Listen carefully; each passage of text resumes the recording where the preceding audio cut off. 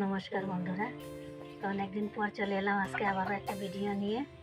আজকে বানাবো বগরির আচার। এই যে দেখো, বগরিগুলো ধুয়ে আমি অনেকদিন শুকিয়েছি রোদে। তো আজকে বানাবো দুই রকমের আচার বানাবো, একটা ঝাল বানাবো, একটা টক মিষ্টি বানাবো। তো তোমরা আমার সমস্ত ভিডিওটা দেখো, আশা করি ভালোই লাগবো। তো এখানে দেখো, আমি সমস্ত মশলাগুলো নিয়ে নিয়েছি টক মিষ্টির আচারের লিগে। এখানে চিনি নিয়েছি, আর বাকি এখানে গোটা ধনিয়ে, গোটা জিরা, পাঁচফোড়ন, শুকনো মরিচ, আর এখানে নিয়েছি গোলমরিচের গুঁড়ো আর নুন নিয়েছি। আর এখানে দেখো, যেহেতু বগরিগুলো বেশি টক না, তার জন্য এখানে কিছুটা তেঁতুল আমি জলে ভিজিয়ে রেখে দিয়েছি, এটাও দেব। তো প্রথমে আমি মশলাগুলোকে শুকনো কলায় ভেজে নেব।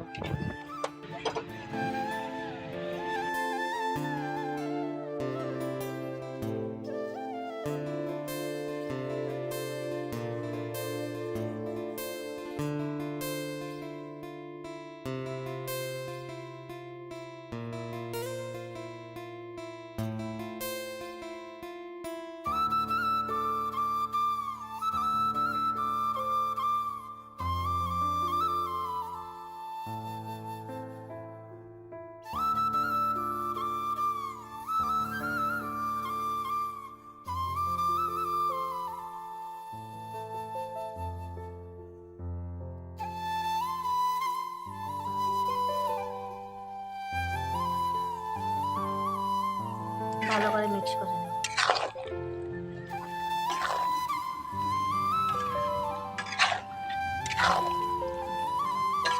এবার ভিনেগার দিয়ে দেব, যেহেতু ভিনেগারটা দিলে অনেকদিন থাকবে।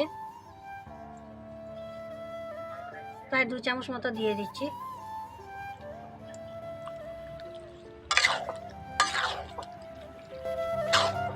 খুব ভালো করে মিক্স করে নেব। খুব ভালো করে মিক্স করা হয়ে গিয়েছে, এবার এটাকে আমি ঢেলে নেব। মিষ্টির আচার বানাবো, তার জন্য আবারও কড়াইটা বসিয়ে দিলাম। সামান্য পরিমাণ জল দিয়ে দেব, চিনিটা দিয়ে দেব। ভালো করে চিনিটাকে গুলে নেব আমি।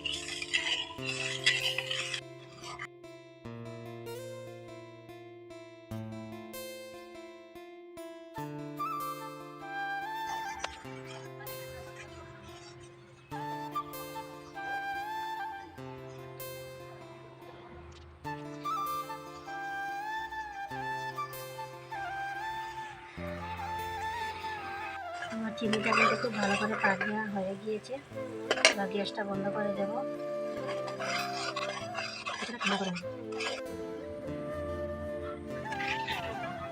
এবার বগরিটা এখান থেকে অর্ধেকটা ঢেলে দেব।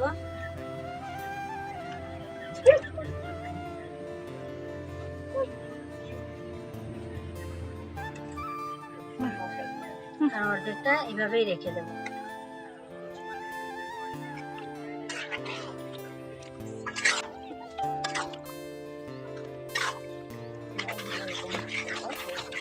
এবারে টক মিষ্টি ঝালে আচারে আরো 1 চামচ পরিমাণ ভিনেগার দিয়ে দিচ্ছি।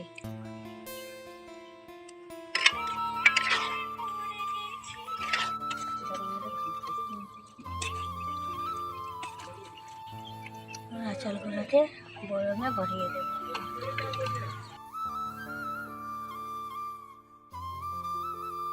কিছুটা রেখে দেবো একটু টেস্ট করার জন্য। বাকি এগুলো সমস্ত ভরে দেবো। খাইছে দেই, বহুত টেষ্টি হৈছে। চবে আহিব খাবলৈ। বগৰী আচাৰ বহুত ধুনীয়া হৈছে খাবলৈ।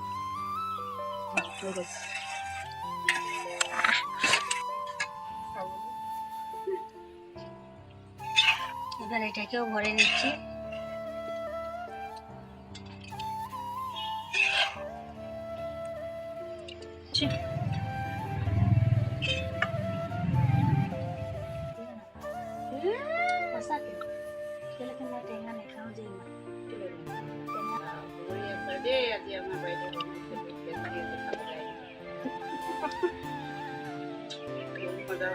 আহিব দেই।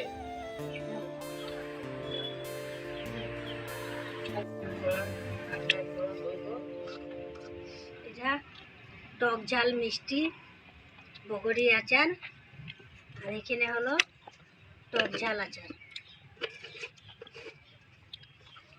তো রেডি হয়ে গেল আমার দুটো আচার। কেমন হয়েছে আমার ভিডিওটা অবশ্যই তোমরা কমেন্ট করে জানাবে। ভালো লাগলে লাইক কমেন্ট শেয়ার করে দিও, আর আমার চ্যানেলটাকে সাবস্ক্রাইব করে আমার পাশে থেকো।